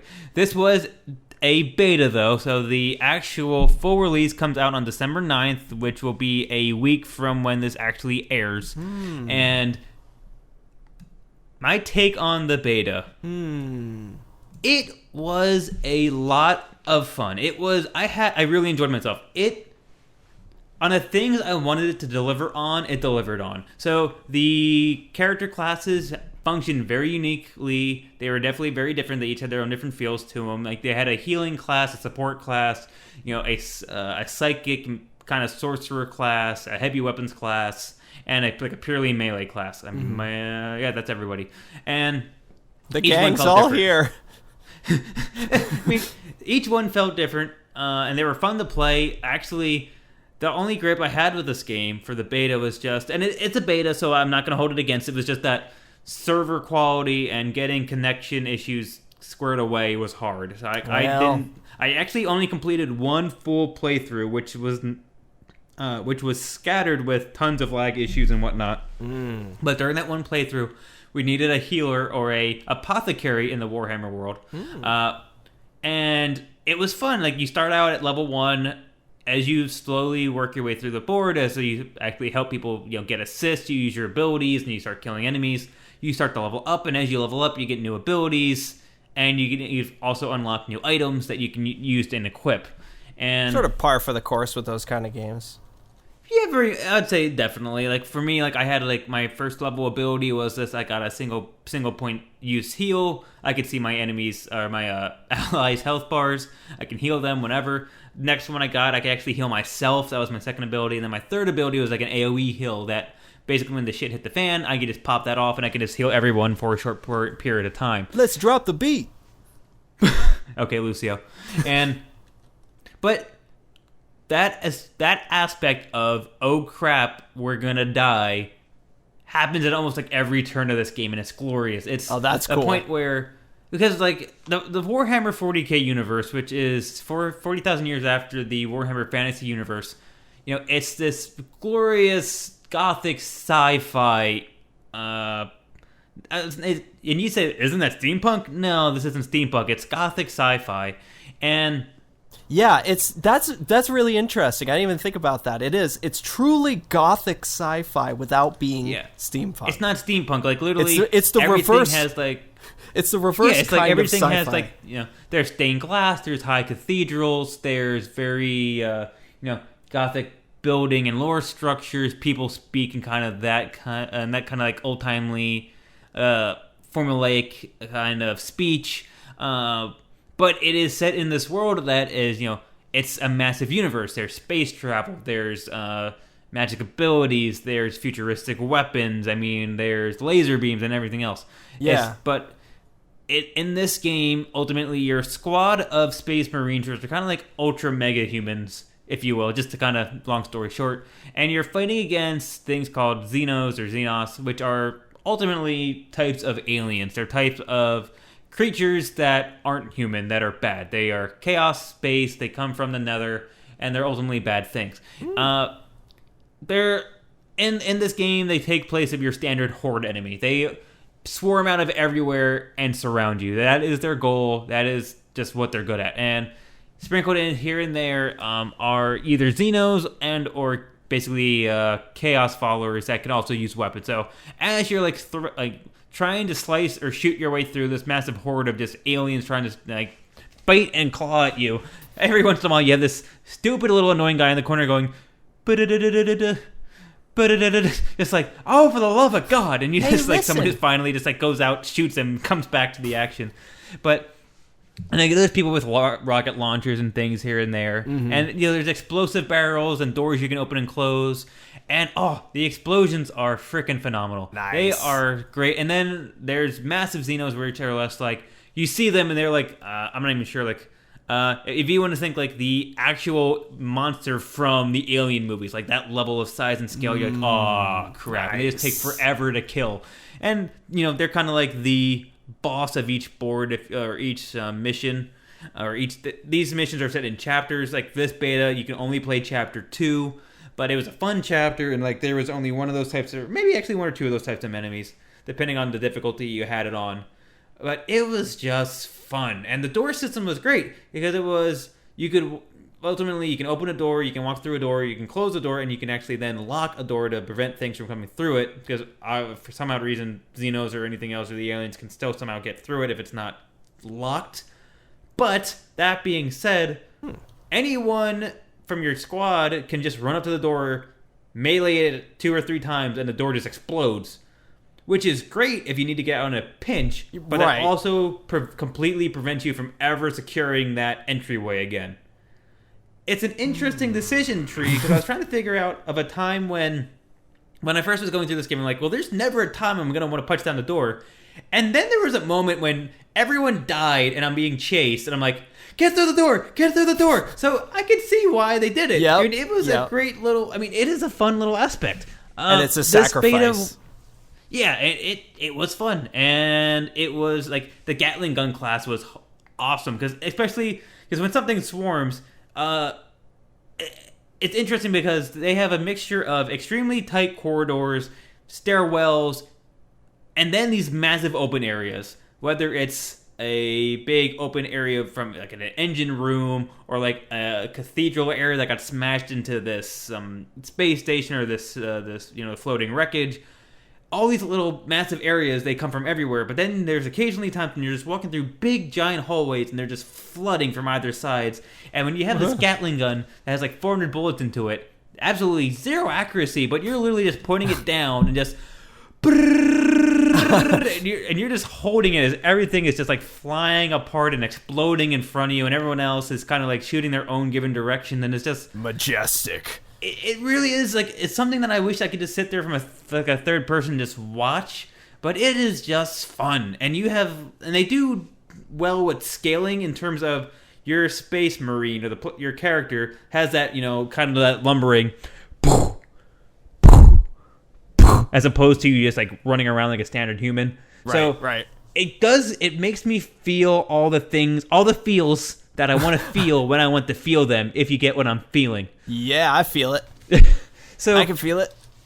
It was a fun game. If I would say anyone who's a fan of 40K, no brainer, go out and get this game now. It is still discounted for their pre-release. Go out and get it now. Anyone who just has been yearning for a good or even a different squad-based shooter, I would also highly recommend this game. There's a lot of bugs that it has to polish out because it was a beta. I would say more than not, they have a record of almost all the major bugs that would be game breaking for me. Like, there's this weird bug that if you try to open a door in a certain manner and then left it, you just couldn't attack, period, unless you try to open another door. Oh, that seems a bit of an issue. Oh yeah, there's a time when I'm sitting there going, click. This is probably what you would hear from me, just be like, Damn and it! like, because you're literally just sitting there, these things flooding at you. Everyone else is shooting at them, and you're just sitting there going. I'm sitting there going, if I was actually someone else on my team and I noticed my character just kind of like looking around, to be like, what the hell are you doing? Shoot! And just like, no, I don't feel like it. Not gonna do it. So there's a few game-breaking bugs, but I have a feeling they'll all be corrected by the time this gets released. And I hope so, with it being a week out. Yeah, and it has a story mission to it. It has a story aspect to it, and the story is probably going to be along the lines of, it's going to be a narrative-based. Basically, you're going to follow a narrative through different kind of massive levels that are similar, but you have NPCs instead of players. So it's going to be people that want the big, massive experience, but don't want to have maybe friends come along, or just don't want to play multiplayer. It'll kind of give you the same thing. I don't think it's going to be like a game or a phenomenal story kind of thing, but there's going to be enough variety and enough enjoyment just in the massive engagements and leveling up your character that I think will make this game shine for a while. Cool. So I would, like I said, I'm excited to play the full release, and I would highly recommend this to anybody, and I'm going to be looking for people to play with. So, hey, if you accept my invitation and get the game, let me know, and I would be more than happy to break this in with anyone of our listeners that wants to join, and you'll probably be featured in my Let's Play of it, so all the more incentive. Is this limited to just listeners? It could be, or co-presenters. Could it be participants? Or anyone who would like to get the game. I would highly recommend this game. Cool. Yeah, it wasn't even anything that was on my radar until you started talking about it. I was like, wow, this sounds really awesome. I didn't know the beta ended today, as in the day of the recording. But I actually was going to do my recording of it today, because I wanted to play like a few hours of it to get a hang of it before I jumped into a recording of it. But and those were your best few laid- hours. Yeah, well, the best laid plans of mice and men. Yeah. Well, there's plenty of other recordings out there of people that took videos of the beta. I would say for anyone, please go check them out just so you can see kind of, put visuals to what I'm talking about. And then if it's right for you, let me know because I am definitely going to be playing this game. Cool. And now Tom's playlist. So how I got to the game that I played that I'm going to talk about is a bit of a roundabout thing. There was a game called an interactive fiction game, which is basically a text adventure, called Endless Nameless. And I started playing it, and I was immediately overwhelmed. This was definitely a game for people who know the ins and outs of text games. I've played them on and off through the years. The Hitchhiker's Guide one comes to mind. Mm-hmm. But you have to really know the language, which is, look at this, pick up this, talk to, da-da-da. And these kinds of games run on degrees from really forgiving to really unforgiving. Like, leave house. You are in your bed. Okay. Get out of bed. Leave room. You can't see anything. Oh my God. Put on glasses. You can't see your glasses. Look at glasses. You found your glasses. Put on glasses. You dropped your glass. You have to be really specific with some games. And this is one of those ones that was like that. I won't go into details, but there's a reason why Endless Nameless is actually really special. And so if you are a fan of interactive fiction games / text adventure games, go play it because it does do something really fascinating that I won't spoil. That being said, I did play a game. I got referred basically in the comments section of a thread I was reading on Rock, Paper, Shotgun. Shout out to a fantastic website. For a game called 905.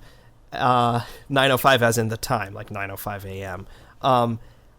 I can't talk about this without spoiling it. So, for those who do not want to have this spoiled, please skip ahead to near the end of this podcast. Is there any way you can kind of like high level just to kind of give a hook for the people? Well, that's what I was going to try.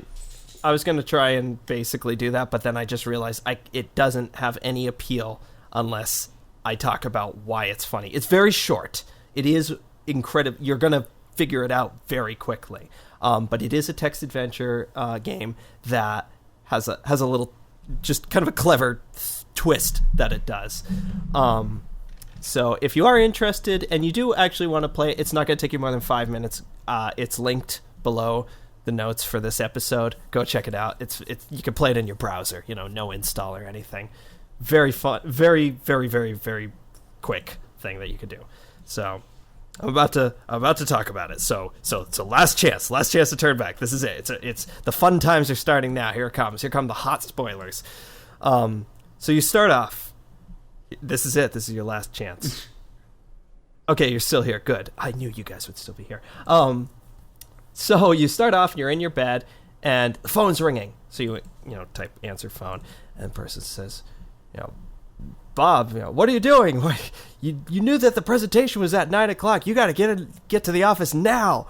And so you go through the process. You get up, and your clothes are filthy, and you're like, you got clean clothes, you got a bathroom, so it's like, okay, go in the bathroom, shower, take off your watch and shower. You have to make sure to do all this. It's like, go in, shower. You don't want to shower with your watch on. Okay, drop watch, get in, shower.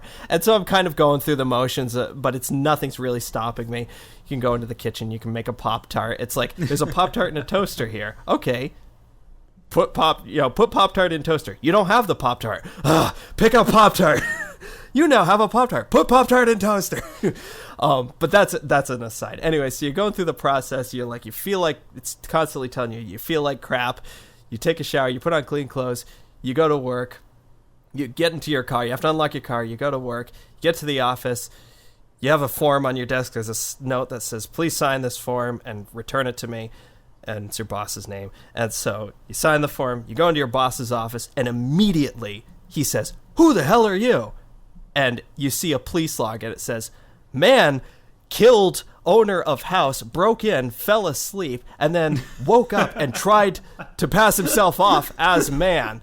I was like, holy shit. So, knowing this, I restarted the game. And it said in it, body of owner of the house was found under the bed. So I restarted the game, and the first thing I did was I got out of bed, look under bed. hey, it's the corpse of the guy who you killed. I was like, wait a second. And so I'm looking through and I'm reading it now completely differently. It's like, my clothes are dirty because they're bloody.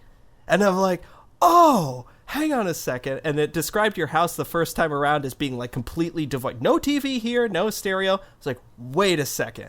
Got to the car, look in car. Yep, TV's here, stereo's here, everything's here. Get in car, drive. One of the options earlier was, take the right turn to work. I said, no, keep driving. It says, you get away scot-free. I was like, that's so clever. That's so cool. So it's a game that, like, you only know what's going on if you do it right, quote unquote, right the first time. And that's like, oh, I see what this is.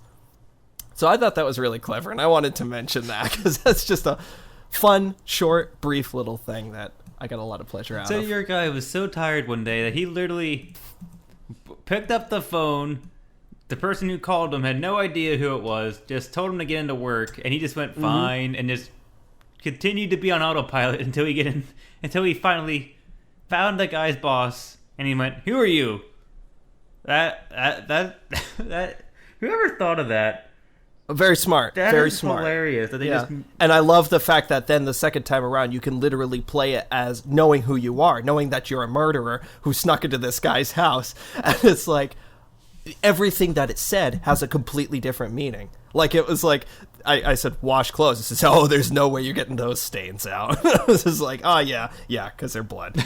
Like I didn't even question it the first time around. It's like, oh, I woke up, I have dirty clothes. I better change them. Not knowing that the quote-unquote dirty clothes are just bloody clothes.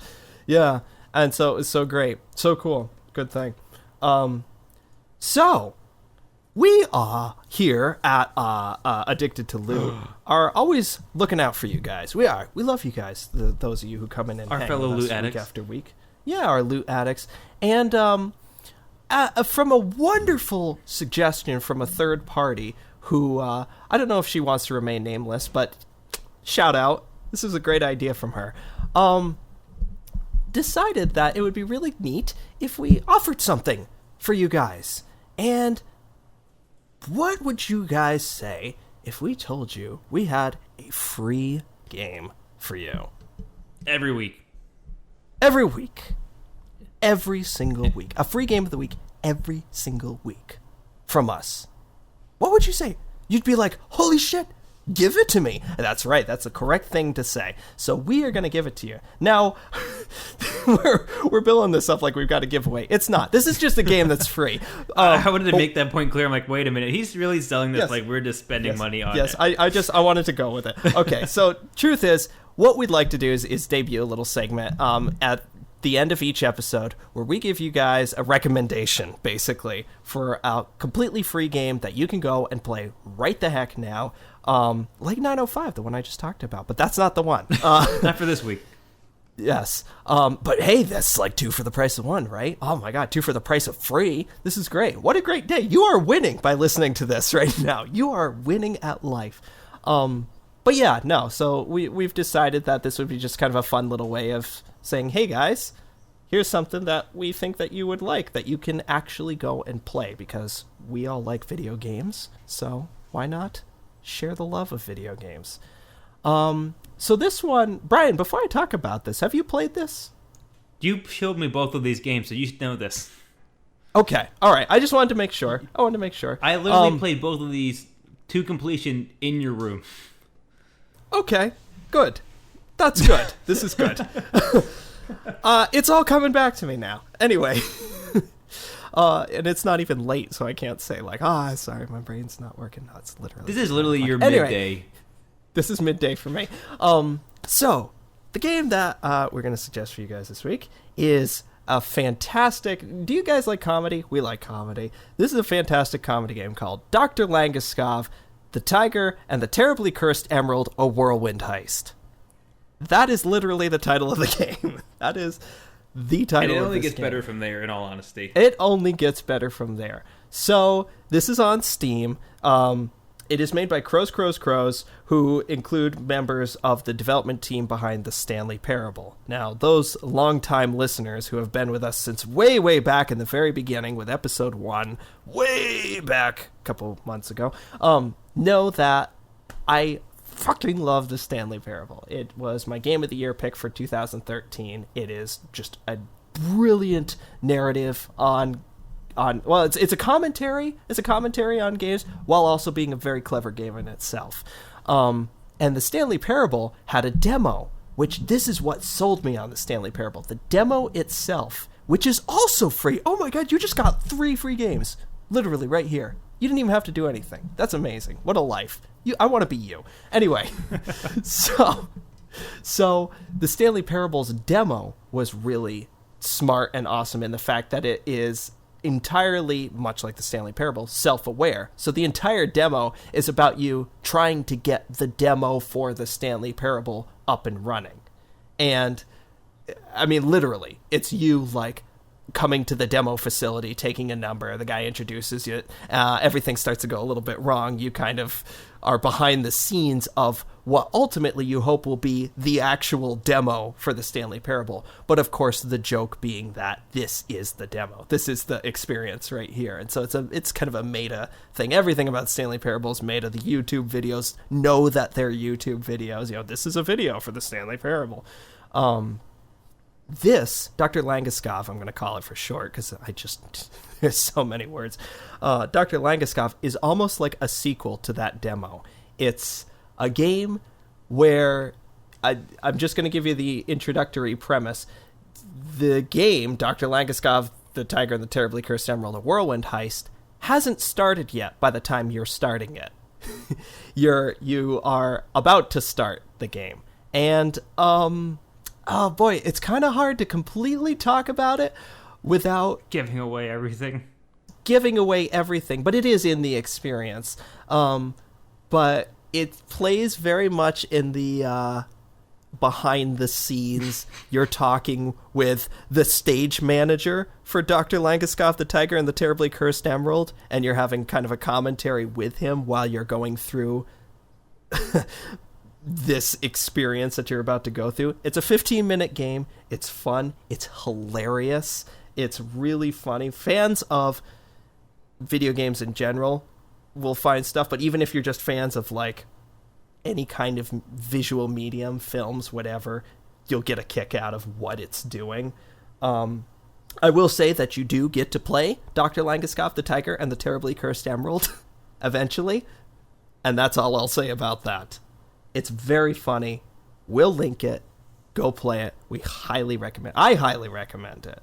Anything by Crows is great. It's really funny. It's just rife with clever British-ish humor. Dry wit. A little bit of dry wit. It's a game very much like the Stanley Parable where the more... break the rules. That's my suggestion. The more that you break the rules of what you think you should be doing, the more you'll be surprised at how much of the game realizes that. It might only be 15 minutes, but you could replay that 15 minutes probably 10, 20 times and do something different, something slightly different each and every time. To the point, I did not realize this, where this only happens on a secondary playthrough, is in the first time through, you see cassette tapes lying around. The second time through, you actually can pick up a cassette player and play those cassettes, and they're just hilarious in themselves. Like I said, there's just tons of content with this game in terms of, you might not think that, like, there's no way they can have a interaction and or audio track for if this situation happens. Nope, they do. And you know what? You should do it just to trigger it. There's a great example. This is an example of something that can happen. There's a point where you're supposed to be throwing a switch. It's this giant on-off switch. It's huge, it's very obvious, and the guy's telling you to please throw this switch. And near it is a little button and a Post-it note under it that says unknown with a question mark, and you can press that button, and he will literally say, "Why would you do that? Why would you press it? That said unknown on it. Who knows what that did?" And you hear a distant scream. That's what the humor of this is like. That's just one possible. So, yeah, you could go and you could throw that switch. But, like, mess around It's like a little bit. design Look your at own what- adventures, but with it's like a design your own comedy. It's Not only is it a comedy in itself, but you can go even further. It is great. I would, like you said, I probably can't say enough about this game either. Extremely good game. Even better that it's free. Go check it out, as well as all of our future free games of the week. Yes, absolutely. And we'll be, again, linking this on our website. Bum, bum, bum. Oh, segue. Wow. Brian, we have so many social media connections. We have such a big social media presence that you really don't have an excuse if you can't find us.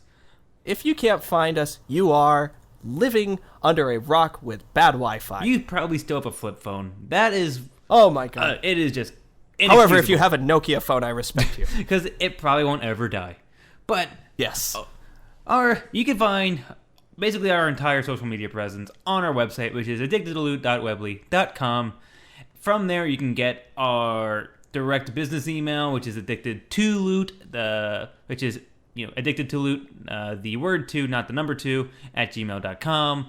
And that's 2TO. Correct. Not TOO, not the letter 2. Not TWO, not TU. Nothing. Like French.